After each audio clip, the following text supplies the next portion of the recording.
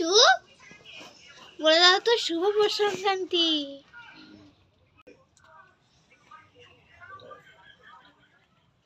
Mithu tata tata. আমার নাম মিঠু চ্যাটার্জি, বললাম মিঠু চ্যাটার্জি। মিঠু এক বন্ধু ওয়েট করছে খেলবে বলে। পিঠে খাও, পিঠে বলো, পিঠে খাও। বল বল বল।